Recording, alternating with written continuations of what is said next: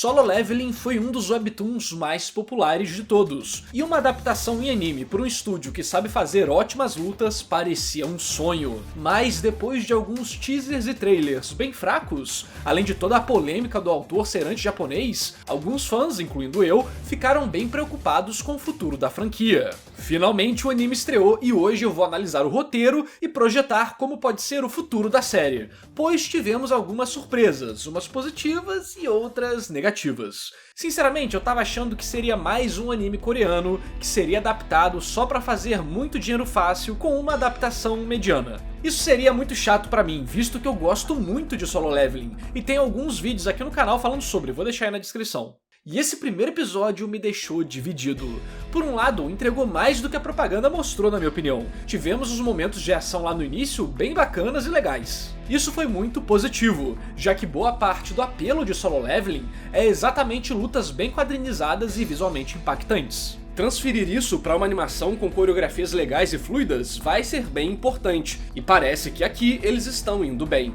Mas ao mesmo tempo que investiram nisso, parece que estavam inseguros do produto em si. Os outros aspectos da estreia foram medianos, principalmente o roteiro, que é o que vamos focar aqui. Inicialmente a coisa começa interessante. Como o anime tem a noção do que a história vai ser e que pontos serão importantes, eles usaram isso para criar cenas que introduzissem um pouco da perspectiva da história e que trouxesse valor no futuro, apresentando personagens recorrentes, um local importante e um acontecimento histórico do mundo da obra. Isso foi bem legal e cumpre bem a função de gerar certo interesse, usando ação, um pouco de mistério e contextualização. Eu ouvi falar por aí que estão usando a novel como base pro anime e não o webtoon, mas eu só li o webtoon, então vou falar tudo de perspectiva dele, tá bom? E aqui eu não ligo pra fidelidade, eu ligo pra uma boa adaptação, que faz mudanças necessárias por causa da troca de mídia e usa esse conhecimento do futuro da obra pra melhorar o presente. O webtoon tem um começo diferente, mas ele faz algo parecido. Lá vemos primeiro o protagonista ensanguentado no chão, enquanto ele fala que era um dos caçadores mais fracos, e criaturas colossais aparecem para o matar. Após isso, vamos para o passado e vemos o dia a dia dele, até chegar esse acontecimento. Ou seja, a obra faz uma promessa de que algo bizarro acontecerá, e que o personagem terá que lidar com uma situação sinistra. Ao invés de criar interesse pelo mundo em si, ele cria interesse sobre a trama, o que houve e como ele vai sair dali.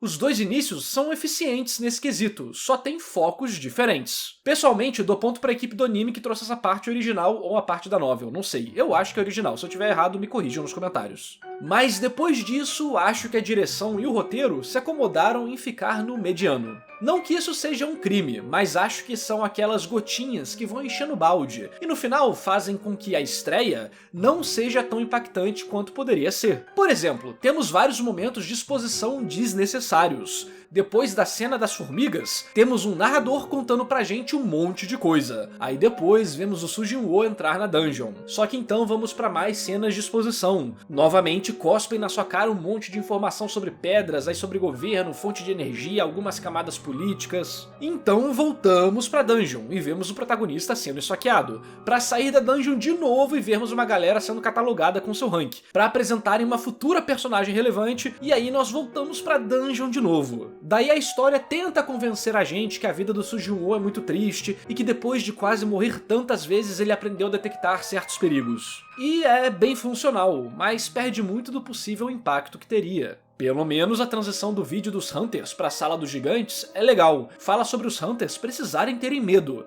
e os personagens que estão lá na dungeon estão completamente relaxados. Então cria aquele contraste e expectativa sobre algo ruim acontecer. Infelizmente eu não acho que essa pequena cena compense todo o resto. Percebe como são vários pontos que desviam da trama central? É como se pensassem que a história não conseguiria se sustentar, então meteram todas as informações possíveis na esperança que uma das iscas fosse fisgar alguém. Não gosta de mistério? Toma um mundo de magia. Não gosta do mundo de magia? Toma sangue. Não gosta de sangue? Toma bunda de mulher. Não gosta de bunda de mulher? Toma um plot político que será ignorado e esquecido rapidamente. Isso aí é o equivalente a vários atores quererem receber os holofotes no teatro e disputarem de forma desorganizada. Idealmente, cada um teria o seu tempo para brilhar, ordenadamente. Tínhamos muito espaço para deixar o foco no protagonista dentro da caverna, vermos um pouco de como ele se machuca tanto, como é fraco, mais determinado ou desesperado. Assim, teríamos uma sequência boa para as memórias da mãe dele, sua experiência de quase morrer e tal. Do jeito que foi, tivemos basicamente o personagem falando: sou um ferrado e aprendi a prestar atenção em coisa idiota. Poderia ter sido mostrado, sabe? E curiosamente, o Webtoon faz isso. A explicação das pedras é dada durante a dungeon e é mais contida na sua função principal, dinheiro. E isso já se conecta com o drama do Sujin-Woo. Acaba não tendo cenas dele lutando, coisa que foi uma adição bacana no anime. Mas o ritmo das coisas no Webtoon funciona muito melhor devido ao foco dado a cada elemento. Claro que colocar umas pontas soltas aqui e ali é bem-vindo, mas é necessário um ajuste, e acho que o anime exagerou nesse aspecto. Dava pra passar os mistérios centrais junto dos elementos base, só com aquela introdução que eles fizeram e depois seguindo a rota principal do episódio. Como falei antes, eu não acho que essas coisas destruíram o episódio, ele foi funcional, mas pô, Solo Leveling é um dos maiores webtoons, se não maior. Eu não esperava muito, pois os trailers e teasers foram bem fracos. Então o episódio me deixou feliz por ter um nível de qualidade melhor do que eu esperava. Então eu tava tranquilo assistindo, mas aí chegou o final. Cara, olha essa cena. Era o momento perfeito pra botar o sorriso da estátua e deixar os fãs empolgados e os novos espectadores curiosos pra saber o que vai rolar. Seria aquele gancho perfeito no final do episódio, aquela cena que todo mundo compartilha. E esse momento é uma das partes mais icônicas visualmente da história.